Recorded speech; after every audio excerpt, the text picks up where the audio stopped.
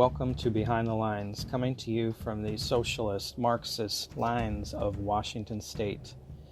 It's a crazy liberal petri dish for the rest of the country, folks. Stay up to date with all the great news right here.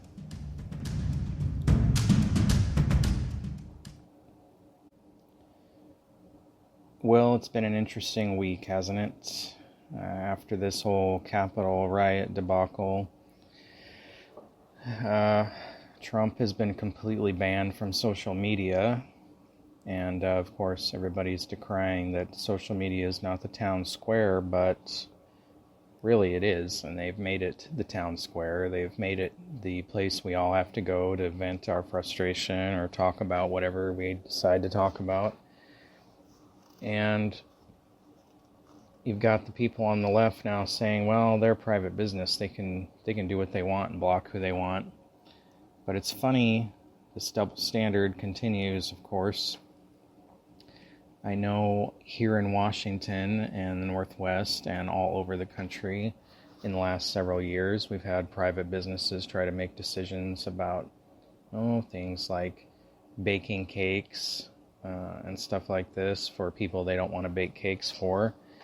And the country and the people around here were up in arms that they didn't have the right to refuse service, even though they're a private business. And so far as much as it went to court, and the courts ruled that these businesses would have to service people they didn't want to service, and then pay fines on top of that for trying to run a business in the way that they sought to run their own private business. So apparently businesses are only private and can only make their own decisions when groupthink decides so. Then you had the Parler app get banned from Apple and Google and essentially and Amazon, and shutting that business down completely. And this was an app where conservatives went to share their thoughts and ideas because Facebook wouldn't allow it.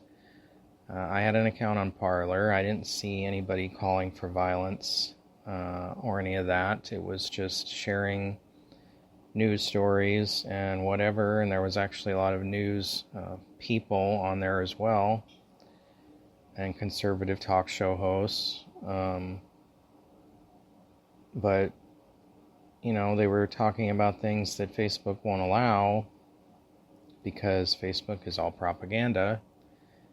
And here you have them silencing them to make sure that those ideas and thoughts cannot be shared because they don't go with what the media and certain members of the government have decided is mainstream.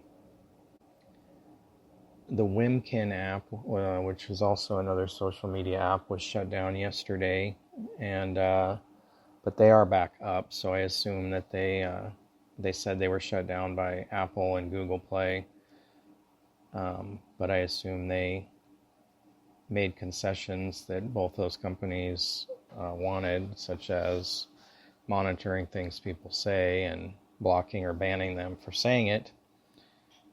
So they're back up. I guess I'm more of on the mindset that I would side with the private business theory.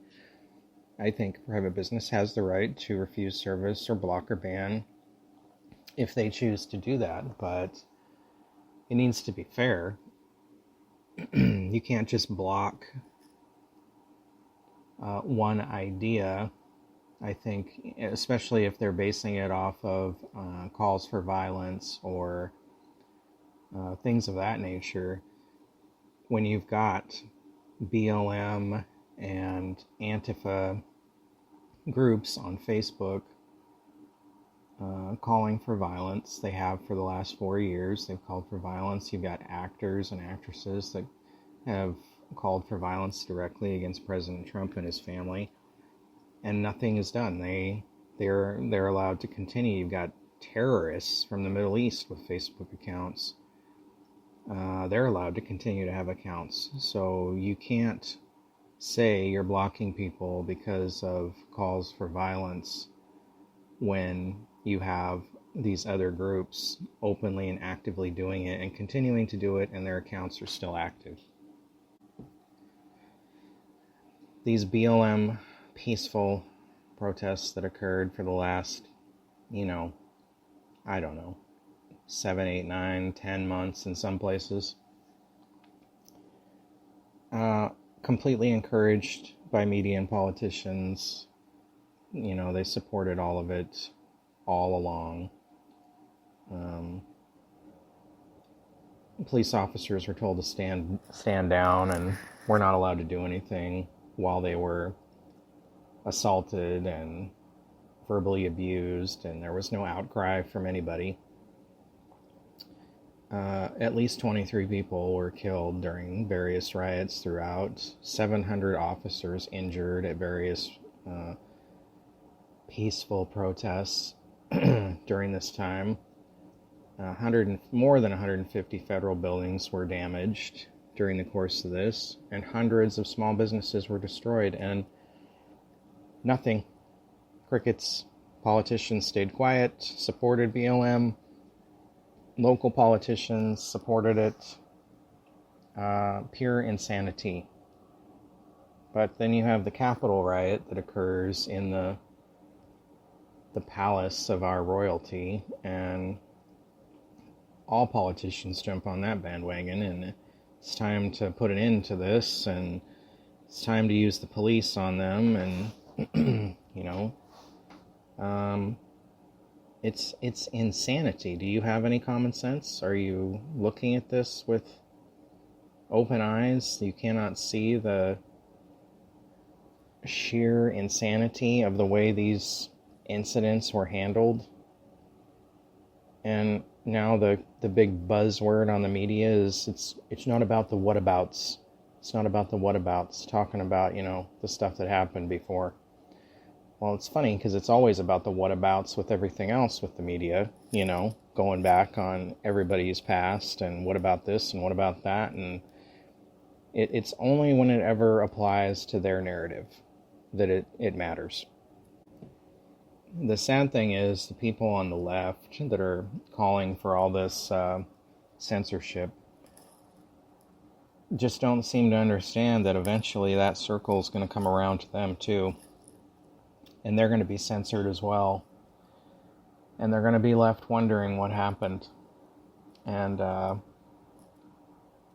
they shouldn't be supporting censorship. Obviously, we can't have people calling for violence. But they're censoring a lot more than just violent, calls to action and that sort of thing. And we all know it. We all see it. We know exactly what's going on. And it will make its way back around to them. And they'll be censored too, eventually. So after all of this happened, you've got banks now as well, who have decided they're not going to allow political donations. So if you have money in these banks and you want it to go to a politician, well, nope. These banks have decided what they're going to do with your money and that it's not going to go there.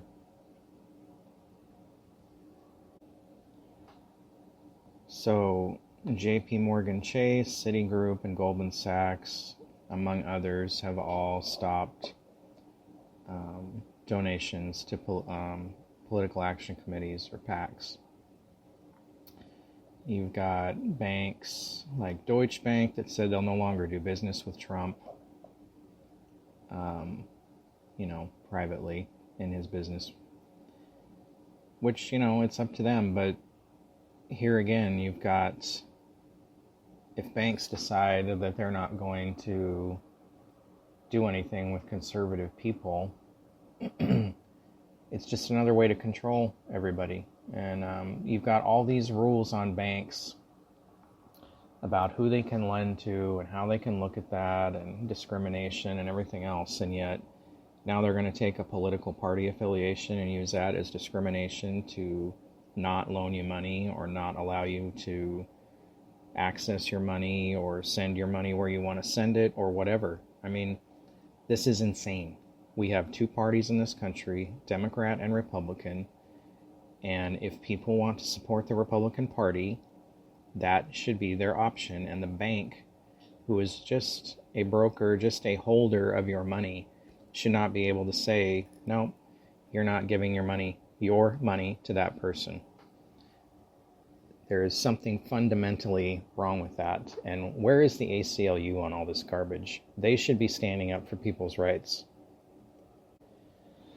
So Democrats are also calling for people involved in the Capitol riots to be placed on a no-fly list, which also puts them on a no-buy list as far as guns go. Again, why are the people who were at that riot, they're being called domestic terrorists and everything else, and yet all these people involved in these riots for months, where buildings were burned down, cops were assaulted, federal buildings were assaulted and broken into, people did murder cops, but there were a lot of attempts as well that nothing was done about, and yet these people are being told they're going to be put on a no-fly list.